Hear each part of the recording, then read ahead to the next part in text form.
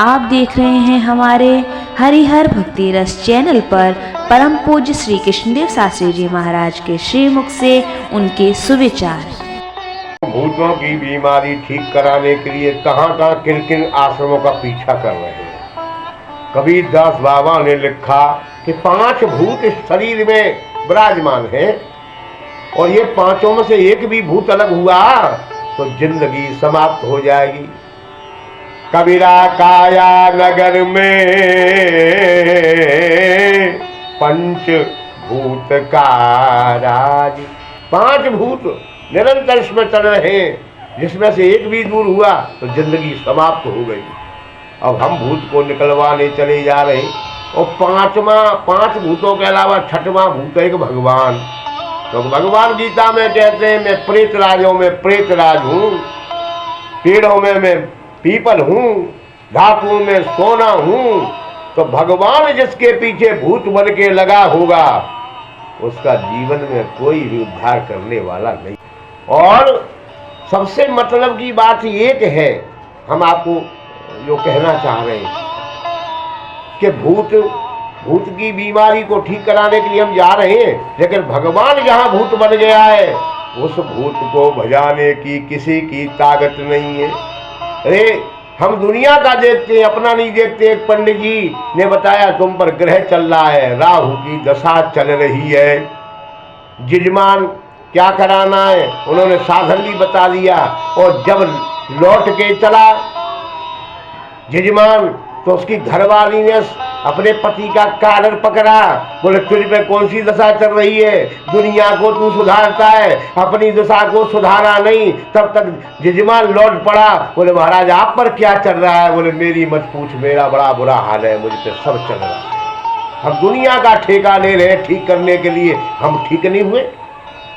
रामायण में आधी चौपाई नहीं हमारा फला सक्रिय है। भजिया राम सब काम बिहाई और देख धरी को यह फल भाई।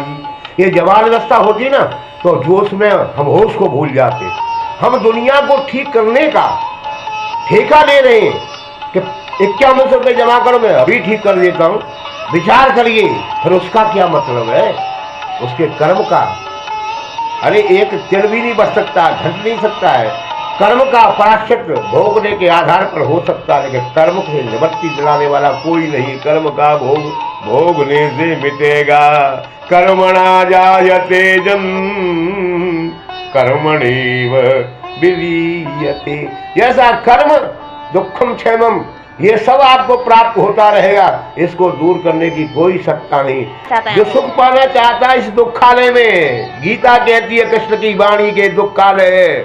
पुस्तकालय में पुस्तक मिलेगी, औषधालय में दवा मिलेगी, तो दुखालय में दुख ही मिलेगा। इसलिए यह सुख की कल्पना के लिए जो भाग रहा है कि सुख मिल जाए, तो सुख मिलने वाला नहीं मेरे भाइयों। कितने भी आश्रम पे जाओ, कितने भी हनुमान जी पे जाओ, सारे देवता में 33 करोड़ देवता में घूम जाओ, पर आपको सुख नहीं मिलेगा। कब तक? अरे निज अनुभव अब कहे खगेशा ओ बिनु हरि भजन अरे न मिटहि कलेसा। बिनु हरि भजन अरे न मिटहि कलेसा। जो उसको जान पाए होते पुण्य राम। संगत जी दूसरा नाम ही नहीं लेना चाहते। ते पुण्य राम राम दिन राती वो सादर जप हो अनंग राती। सादर माने कुछ न पावे, कल्पना करें कुछ राम के बदले में चाहते हो वो मिले न। सादर कुछ पाना नहीं है, बस उसको जान रहे हैं, आनंद ले रहे हैं, अनुभूति कर रहे हैं। तो जहाँ सुख ही सुख है उस तरफ हम जाना नहीं चाहते। हम दूसरों के सुख को मेटना चाहते हैं और खुद हम दुखी बैठे हुए। हमारे जीवन का अगर कुछ है सुख, तो आपको मालूम हर व्यक्ति किसी कल्पना के लिए बैठा हुआ है। हर एक ने किसी ने आश्रम बना दिया बहुत बड़ा, दूसरा कह रहा है इससे बड़ा बनाऊंगा।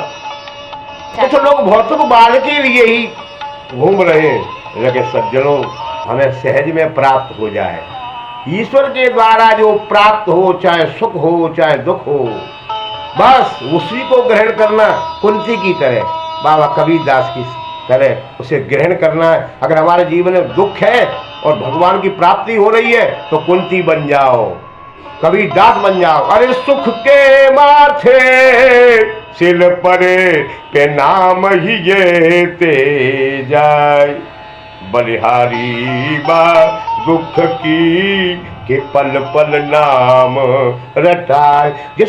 ऐसी ही भक्तिपद वीडियो देखने के लिए हमारे चैनल हरिहर भक्ति रस को कर दीजिए सब्सक्राइब। ऐसी ही वीडियो लेकर फिर हाजिर होंगी, तब तक बने रहिए हमारे साथ। जय श्री राधे, जय श्री कृष्ण।